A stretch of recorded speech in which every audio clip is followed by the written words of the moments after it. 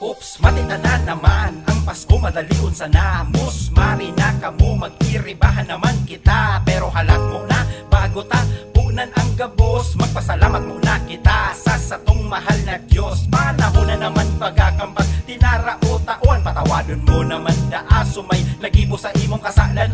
Ramtaman baga ang Pasko, digdi sa toma, ugmang maugma asin nagkakasararo. Digwang simpleng pailo pero mapapawaw ka sa dekorasyon. Sa manlain-lain na kulor, talagang agaw atensyon. May pa-fireworks display pa, digdi pag nag-opening. Insigida may pabayle, pwede ka man makijaming. Come on!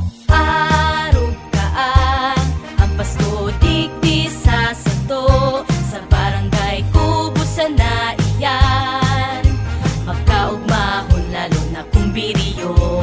Arugaan ang Pasko, digdi sa sato.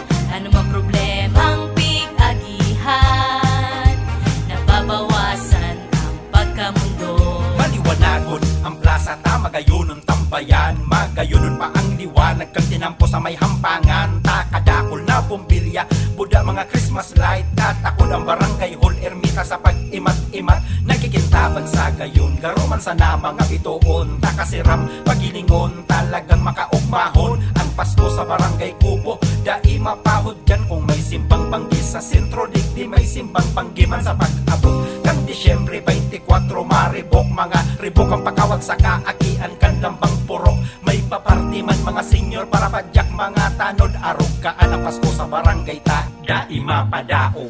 Arugaan ang Pasko, digdi sa sato. Sa barangay Kubusan na iyan, magkaugmahon lalo na kumbiriyo.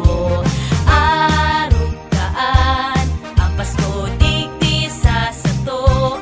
Ano mang problemang pig-agihan, nababawasan ang pagkamundo.